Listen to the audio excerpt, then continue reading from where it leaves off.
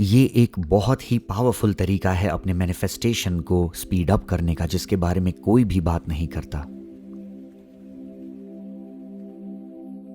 तो सबसे बड़ा कारण जिसकी वजह से लोग अट्रैक्ट नहीं कर पाते जो वो चाहते हैं, वो ये है कि उन्हें नहीं पता कि कैसे करना है अट्रैक्ट। क्योंकि एक वाइब्रेशनल फ्रीक्वेंसी के जरिए हम हमेशा अट्रैक्ट करते रहते हैं। क्योंकि एक ह्यूमन बॉडी में इतने सारे एनर्जी पार्ट्स होते हैं कि हमारी वाइब्रेशनल फ्रीक्वेंसी ज़्यादातर समय आउट ऑफ अलाइनमेंट भी हो सकती है। जिस तरह से हम सोचते हैं, बिहेव करते हैं और बात करते हैं, हमारे फिजिकल सेल्फ तक।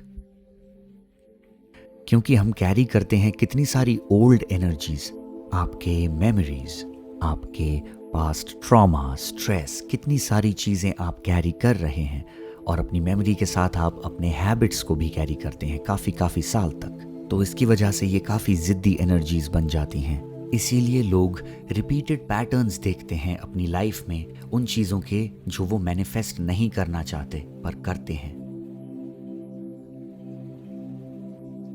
आपको समझना ये है कि हमारे ज़्यादातर एनर्जीज हमारे एनर्जी सेंटर में केंद्रित होती हैं, नीचे के 3 चक्रा पॉइंट्स में।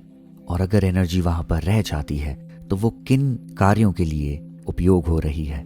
वो यूज़ होती हैं सर्वाइवल के लिए, फूड को डाइजेस्ट करने के लिए, वो यूज़ होती हैं हमारे स्ट्रेस के लिए। ये स्ट्रेस बेल्ट होती हैं। तो बात करते हैं आपकी 100% एनर्जी की। आपको क्या लगता है उसमें से कितना % आपको अपना खाना डाइजेस्ट करने के लिए चाहिए होगी? सोचिए इस बारे में। आपको ध्यान देना चाहिए इस बारे में कि आप जब एक हैवी मील खाते हो तो उसके बाद आपके पास कितनी एनर्जी बची रहती है। आप बताइए मुझे। तो जब हम हिमालय में अपने मास्टर्स से सीखने जाते हैं तो वहाँ पर हमारी प्रैक्टिसेस इस तरह होती हैं कि हम फास्टिंग करते हैं। तो जब हम फास्टिंग करते हैं, चाहे वो ड्राई फास्टिंग हो या वाटर फास्ट हो, हम ये कर रहे हैं कि हम अपनी एनर्जीज़ जो हैं, ओल्ड एनर्जीज़, उनको हटने दे रहे हैं, निकलने दे रहे हैं अपने अंदर से। और ऐसा माना जाता है कि जितना लंबा समय आप फास्ट कर सकते हो उतने स्ट्रॉन्ग आप बनते जाते हो।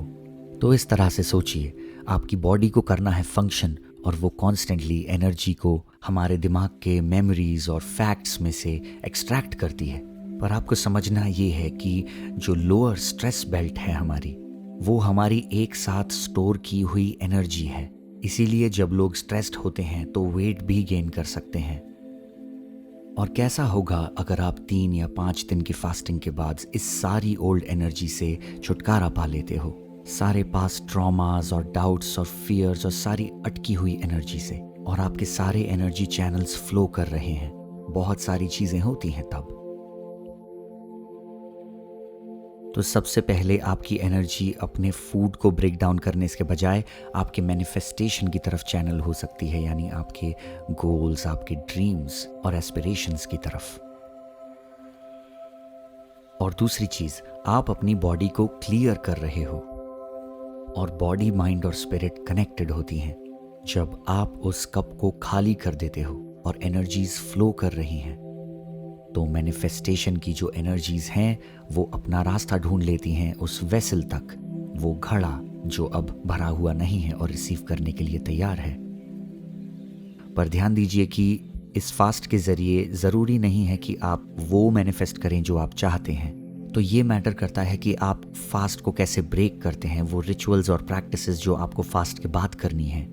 क्योंकि फास्टिंग के बाद आप एक स्पंज की तरह होते हो, आप एब्जॉर्ब करते हो जो भी चीज़ आप देखते हो और जिसमें आप ध्यान लगाते हो, और फिर आप वो बन जाते हो। कोई भी इस कोरिलेशन को समझता नहीं है, क्योंकि जब लोग फास्ट ब्रेक करते हैं वो बस ब्रेक कर देते हैं। वो इस बारे में नहीं सोचते कि उन्होंने इस फास्ट के ज़रिए क्या मैनिफेस्ट कर दिया, उसको लिंक नहीं करते उससे। पर अगली बार जब आप फास्ट करते हैं तो सिर्फ अपने शरीर के लिए नहीं, अगर आप मैनिफेस्टेशन के लिए करते हैं तो आप अपने एनर्जी चैनल्स को खोल पाते हैं, आप उस वेसल को खाली कर पाते हैं रिसीव करने के लिए अपने मैनिफेस्टेशंस। और हर एक प्रैक्टिस जो आप करते हो, यानी कि स्क्रिप्टिंग या फिर विजुअलाइजिंग, चाहे वो आपके इनकैंटेशंस हों या एफर्मेशंस हों, आपको बस ऑब्जर्व करना है कि क्या होता है, और अगले कुछ दिनों में या कुछ हफ्तों में आपके मैनिफेस्टेशंस इंस्टेंट हो जाएंगे।